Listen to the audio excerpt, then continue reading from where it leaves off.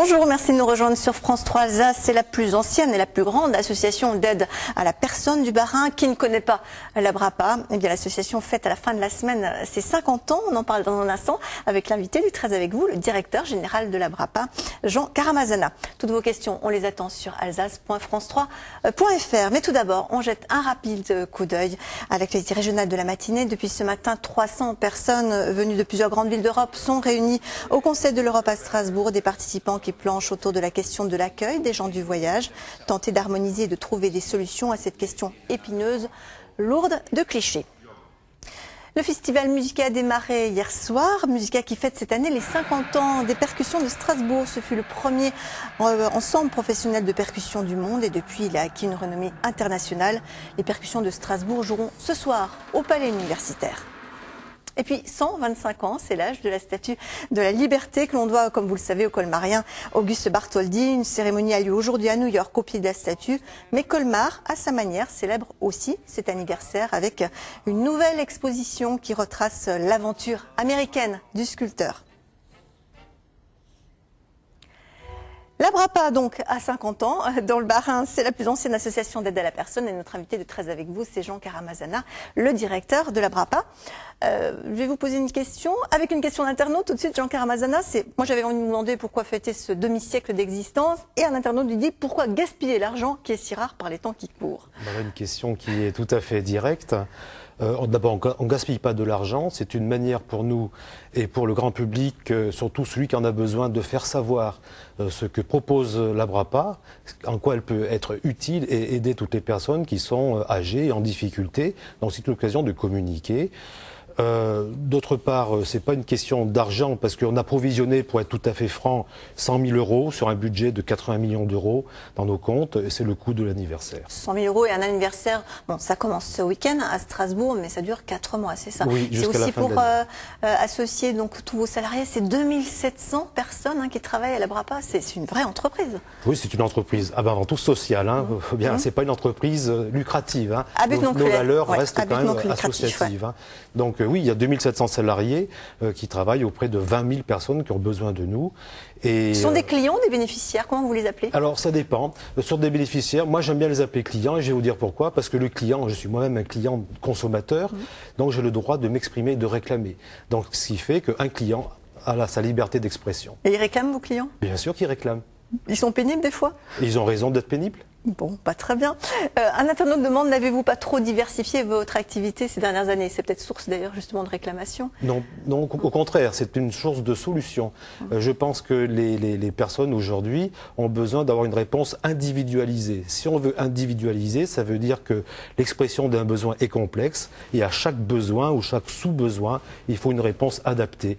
Et donc le fait de diversifier, ça permet de répondre au plus précis du besoin. Mais vous êtes resté performant justement en ne restant pas, au départ c'était vraiment l'aide à la personne, le portage notamment, vous avez été connu beaucoup pour ça, le portage de repas à domicile. On peut l'être tout aussi performant dans d'autres domaines? C'est une histoire de compétences. Et les compétences, une aide, un auxiliaire de vie sociale a un diplôme et une compétence, un informaticien a une compétence, un médecin a une compétence, un technicien de la téléassistance est un électronicien qui a une compétence. C'est une chaîne de compétences qui forme un tout.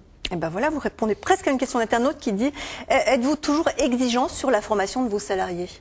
C'est l'exigence de la formation, évidemment. De toute façon, c'est une obligation légale, mais au-delà de l'obligation légale, les choses évoluent. L'expertise est au rendez-vous à chaque domaine d'activité.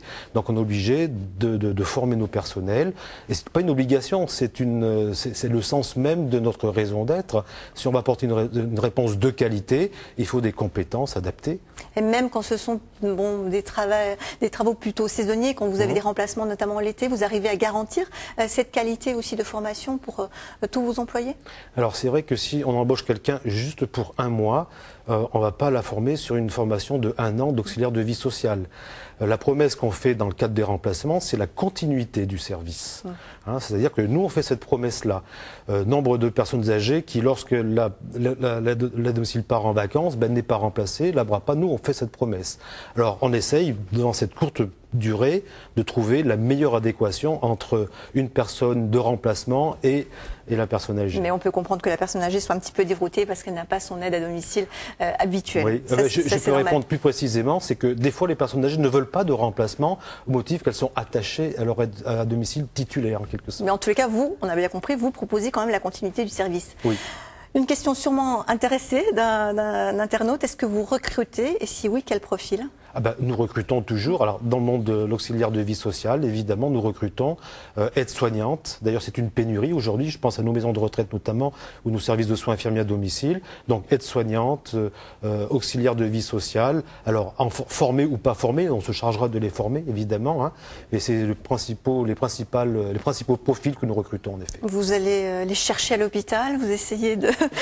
Vous voyez ? Vous savez, on est sur tout le département et on a divisé le secteur en trois zones, et dans chaque zone, il y a un responsable du pré-recrutement qui recueille toutes les candidatures spontanées et on constitue un vivier comme ça dans lequel on puisera pour alimenter nos effectifs. Voilà, vous êtes peut-être l'internaute qui a posé la question cherchera donc à vous contacter en tous les cas, il pourra. Eh bien, dites-lui que je lui donne rendez-vous le 23 septembre et le 24 septembre, place Kléber, il y aura un espace recrutement. Eh bien voilà, c'est exactement ce que j'allais vous dire.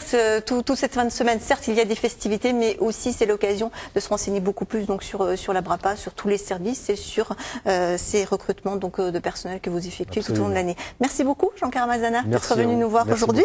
Demain, tout autre sujet dans 13 avec vous. On va parler rugby, Coupe du Monde bien sûr, mais aussi reprise de la saison au niveau local. J'aurai le plaisir d'accueillir Pierre Sourbès. Pierre Sourbès, eh bien c'est le vice-président du Rugby Club de Strasbourg, un club qui monte. On attend toujours vos questions évidemment sur notre site internet alsace.france3.fr. Tout de suite, vous pouvez voir ou revoir un documentaire sur les souffleurs de verre de Meisenthal, de très belles images en perspective. Tout à l'heure, l'actualité régionale revient à 19 h. Le journal vous sera présenté par Grégory Fraise. Je vous dis à demain. Très belle journée à tous. Au revoir.